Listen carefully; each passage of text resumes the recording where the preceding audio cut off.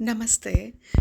ನಾನು ಯೂಟ್ಯೂಬ್‌ನಲ್ಲಿ ನನಗೆ ಪರಿಚಿತಳಾದಂತಹ ಜ್ಯೋತಿ ಬೆಳಿಗಾರ್ ಅವರ ಅ, ಮನೆಯ ಗೃಹಪ್ರವೇಶಕ್ಕೆ ನನ್ನನ್ನು ಆಹ್ವಾನಿಸಿದ್ರು. ಅ, ಬೆಂಗಳೂರು ಹತ್ರವಿದ್ರಿಂದ ಹೋಗೋ ಆಸಕ್ತಿಯನ್ನು ತೋರಿದೆ.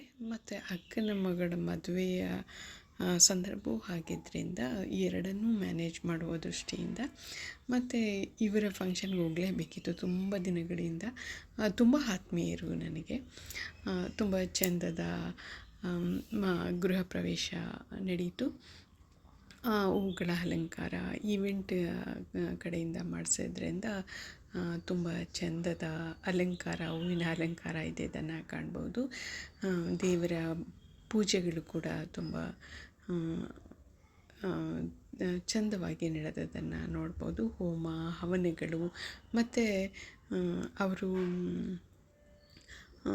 ಉತ್ತರ ಕರ್ನಾಟಕದವರಾದ್ದರಿಂದ ವಿಶಿಷ್ಟವಾದಂತಹ ಶೈಲಿಯಲ್ಲಿ ಅವರ ಸಂಪ್ರದಾಯಗಳನ್ನು ಮತ್ತು ಆಚಾರ ವಿಚಾರಗಳನ್ನು, ಊಟ ತಿನಿಸುಗಳು ಕೂಡ ತುಂಬ ವಿಭಿನ್ನವಾಗಿ ಆಗಿತ್ತು.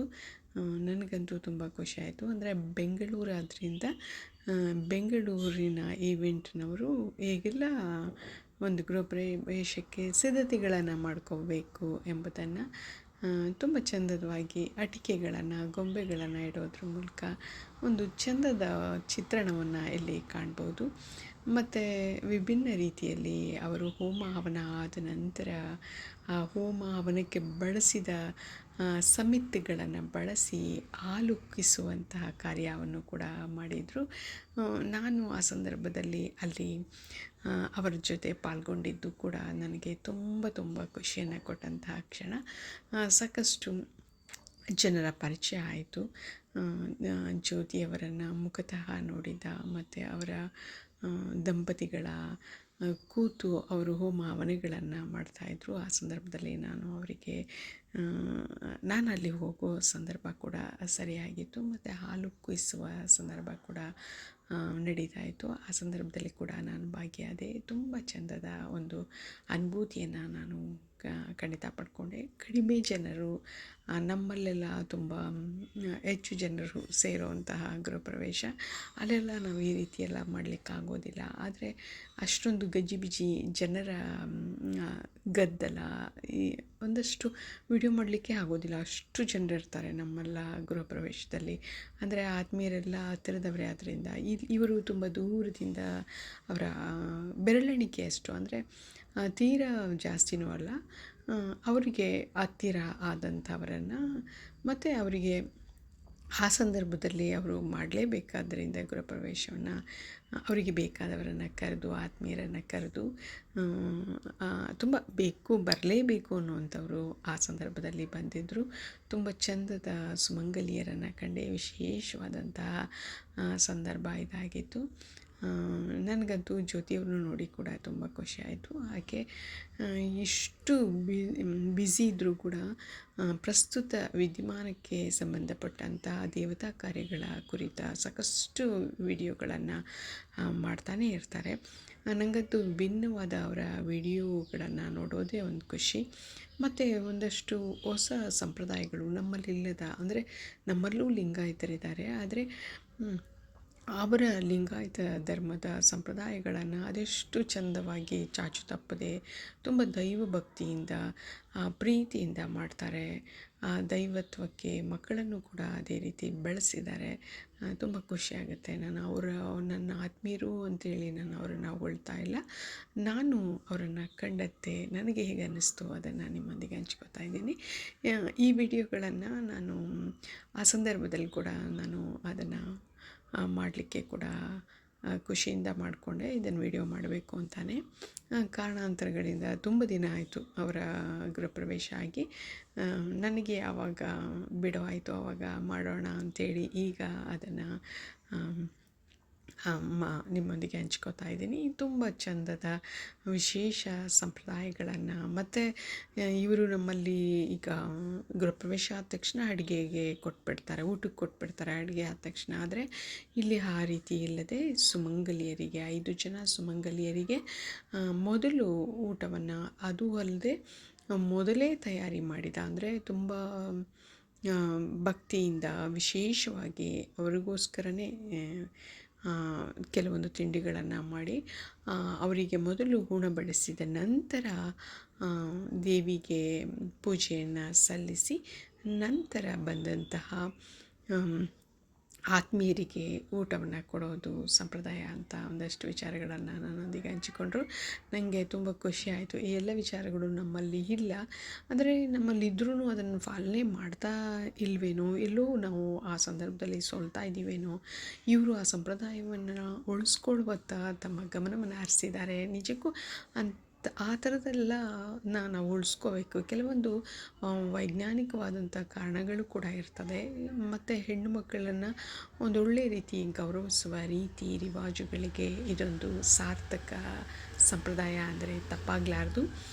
ನನಗಂತೂ ತುಂಬ ಖುಷಿಯಾಯಿತು. ಎಷ್ಟೆಲ್ಲ ತಿನಿಸುಗಳಿದೆಯೋ ಅದನ್ನೆಲ್ಲ ವಿಶೇಷವಾಗಿ ಅಂದರೆ ಸುಮಂಗಲಿಯರಿಗೆ ಮತ್ತು ದೇವಿಗೆ ಪೂಜೆಗೋಸ್ಕರವಾಗಿಯೇ ಮಾಡಿದಂತಹ ಅಡುಗೆಗಳು ಇದಾಗಿತ್ತು.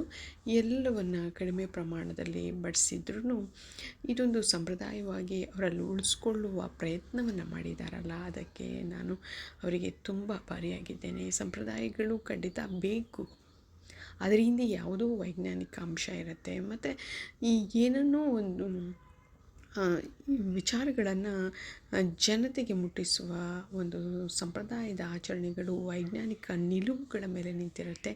ಅದನ್ನು ನಾವು ಮರಿತಾ ಇದ್ದೀವಿ. ಇವರು ಅದನ್ನು ಉಳಿಸ್ಕೊಂಡಿದ್ದಾರೆ. ನಿಜಕ್ಕೂ ಅದು ಖುಷಿ ಆಯಿತು. ಜಾತಿ ಭೇದವಿಲ್ಲದೆ ಎಲ್ಲರೂ ತಮ್ಮ ತಮ್ಮ ಸಂಪ್ರದಾಯಗಳನ್ನು ಆಚಾರ ವಿಚಾರಗಳನ್ನು ಉಳಿಸ್ಕೋಬೇಕು.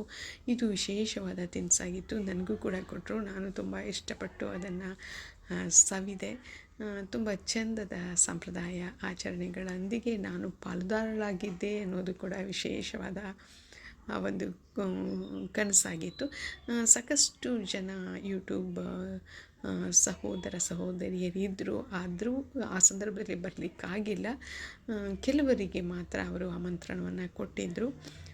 ಶಂಕರ್ ಮಗಚಿ ಮತ್ತು ವಿಜಯ ಅವ್ರಿಗೂ ಕೊಟ್ಟಿದ್ದರು. ಬಟ್ ಕಾರಣಾಂತರಗಳಿಂದ ಅವರು ಬರಲಿಕ್ಕೆ ಆಗಿಲ್ಲ. ನಾನು ಅಲ್ಲಿ ಪಾಲುದಾರಳಾದೆ ಮತ್ತು ಆ ಸಂಭ್ರಮದಲ್ಲಿ ನಾನು ಕೂಡ ಭಾಗಿಯಾದೆ ಅಂಥೇಳಿ ತುಂಬ ಸಂಭ್ರಮದಿಂದ ಹೇಳ್ಕೊಳ್ಳಿಕ್ಕೆ ಬಯಸ್ತೇನೆ. ಈ ಆಚಾರ ವಿಚಾರಗಳ ಬಗ್ಗೆ ಜ್ಯೋತಿಯವರು ಹೇಳಿದ್ರೇ ಚೆಂದ ಆಗುತ್ತೆ. ಏಕೆಂದರೆ ನನಗೆ ಒಂದಷ್ಟು ವಿಚಾರಗಳನ್ನು ಅವರು ನನ್ನೊಂದಿಗೆ ಹಂಚಿಕೊಂಡ್ರು. ಆದರೆ ಅದನ್ನೆಲ್ಲ ನೆನಪಿಟ್ಟು ನಾನು ಈ ವಿಡಿಯೋದಲ್ಲಿ ನಿಮ್ಮೊಂದಿಗೆ ಹಂಚಿಕೊಳ್ಳಿಕ್ಕಾಗಲಿಲ್ಲ. ಸಾಧ್ಯವಾದರೆ ಈ ವಿಡಿಯೋನ ಮತ್ತೆ ಅವ್ರಿಗೆ ಕಳಿಸಿ ಈ ಸಂಪ್ರದಾಯಗಳ ಬಗ್ಗೆ ತಿಳಿದುಕೊಳ್ಳುವ ಆಸೆ ಖಂಡಿತ ಇದೆ. ಮತ್ತು ಸಮಾಜಕ್ಕೂ ಕೂಡ ಇದು ಬೇಕು.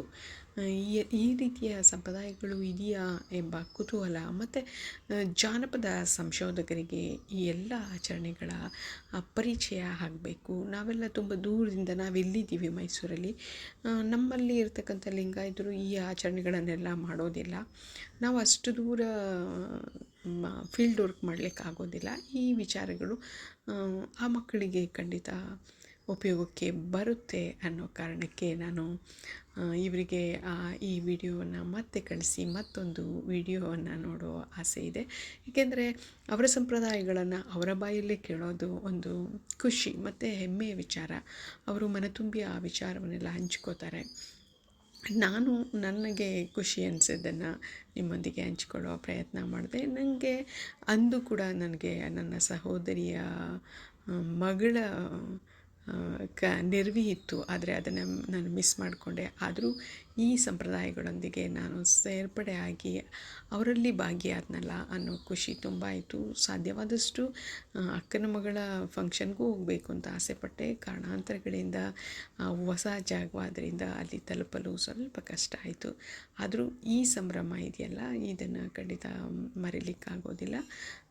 ಚಂದದ ಒಂದು ವಿಶೇಷವಾದ ಕಾರ್ಯಕ್ರಮಕ್ಕೆ ಭಾಗಿಯಾದ ಕೀರ್ತಿ ನನಗೆ ನಿಜಕ್ಕೂ ಇದೆ. ಮತ್ತು ಒಂದೊಳ್ಳೆಯ ಬಾಂಧವ್ಯದ ಕ್ಷಣಗಳನ್ನು ನಾನಲ್ಲಿ ಕಂಡೆ. ಸುಮಂಗಲಿಯರು ಬೀಸುವ ಪದಗಳನ್ನು ಅವರದೇ ಆದ ಧಾಟಿಯಲ್ಲಿ ಹಾಡಿದ ರೀತಿಯನ್ನು ನಿಮ್ಮೊಂದಿಗೆ ಹಂಚಿಕೊಳ್ಳುವ ಪ್ರಯತ್ನ ಮಾಡಿದ್ದೇನೆ.